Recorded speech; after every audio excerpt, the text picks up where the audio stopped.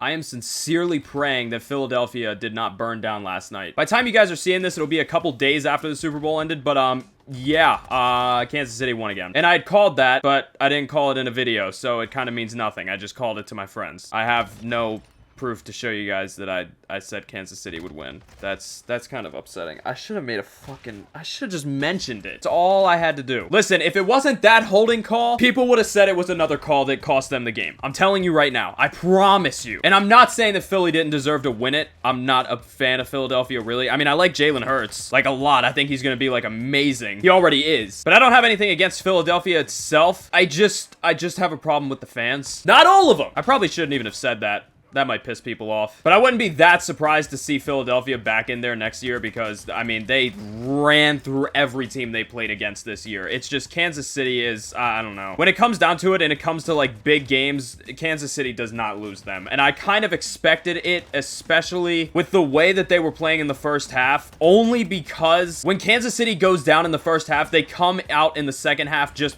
absolutely going insane. They did the same thing against the 49ers a couple years ago, and they generally do that when they're playing. If they're not playing that well in the first half, they'll figure out what's going wrong, fix it, and just go on a rampage in the second half. So I wasn't that surprised. I also had money on it, so I'm happy about that. Obviously, the main thing I want to see happen is the Ravens getting into the Super Bowl, but we're not going to be doing that if we don't sign Lamar. I still don't understand how that hasn't, you know, become a thing. Like, I don't understand it. And anyone that's a fan of Baltimore that is watching this, they know that we're looking for a new offensive coordinator, and we are not going to get one if we don't have a quarterback guaranteed. We are just not. It's February 13th right now, and by March 16th, I think it is, we have to have made a decision with him. And if we spent the last 3 years building up this team around a quarterback that we are not going to sign, oh my god, I'm going to lose my marbles. This also wouldn't have happened if we just extended his contract before Watson got his. Just saying. I mean, a lot of people already know that. And I'm not by any means saying that Huntley's a bad quarterback. It's just he's not at the level that Lamar's at. And we've built the entire offense around this guy. Oh my god, I can't get it out of my head. I just want to see us sign him. It is pretty upsetting that there's no more football this year, though. That's, like, very, very upsetting. Also, I'm working on getting these last 2 guns gold because I swear to you that they relocked or something. Because I'm telling you, I got every gun that I needed to gold. And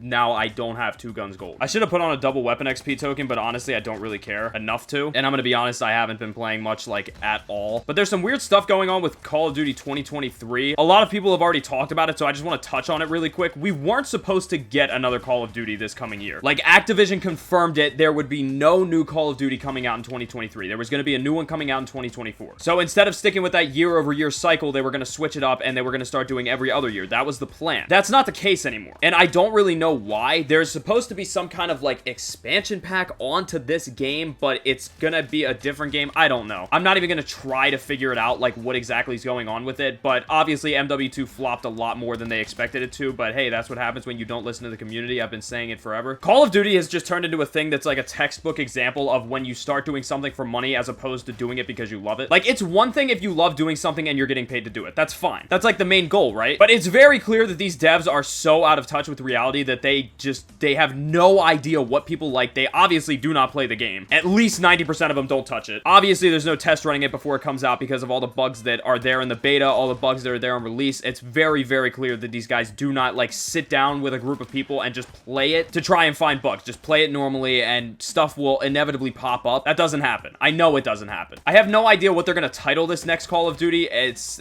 maybe MW3. I don't know. I have no idea. It's going to be done by Sledgehammer 2 with, like, the help of Infinity Ward. I don't know. I'm not trying to figure it out right now. We got a couple more days until Season 2 comes out, and then hopefully that fixes a lot of stuff. Yeah, it's actually 2 more days until it comes out. Once it does, we don't know exactly what's going to happen. I really would love to see Call of Duty get back to, you know, people loving it. Sprat just quit multiplayer. When you have people that have been playing for that long, and it's not just him, there's multiple people that have been playing forever, and this game was the game that made them be like, nope, I don't want to do it anymore. I understand that that stuff is going to happen regardless because people are just going to get burnt out. I've gotten burnt out on this game. Like, overall, like, Call of Duty, I don't like it as much as I used to. I don't think I would ever stop playing it, and I don't think I would ever stop uploading it completely. I would never make like a formal, like, I'm quitting Call of Duty type video or something like that. But it's just this, I understand that it's the same stuff over and over every year. Like, that's normal, that's fine. I'm not talking about the game being like, you know, mechanically similar year over year. That's what it's supposed to be. But it's the same stuff with, at launch, you know, their devs are saying that they're going to listen, they're going to change things that they need to change, they're going to try and do everything that they possibly can to make everyone happy.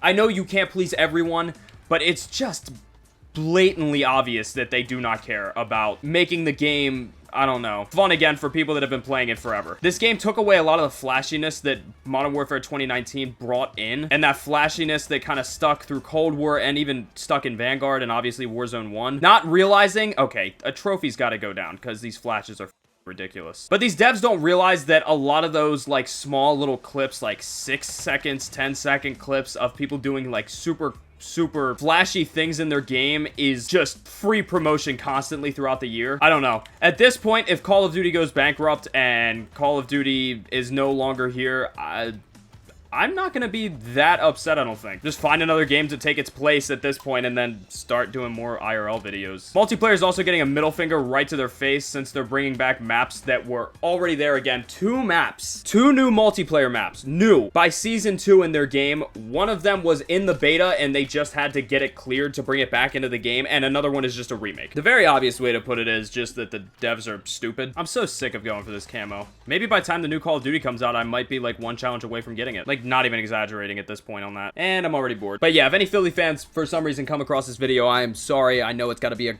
gut-wrenching feeling to lose a game like that. But to look at it in a glass half full kind of way, I mean, it was a really, really good game. You got an entertaining game out of it. I know it sucks. As someone who hasn't seen their team go to the Super Bowl in over a decade, I understand the feeling. But yeah, Philly fans, I'm sorry. Thank you guys so much for watching. I really do appreciate it. If you guys made it all the way to the end, remember, drop a like. And if you are new here, subscribe. I'm going to go pray for Philadelphia.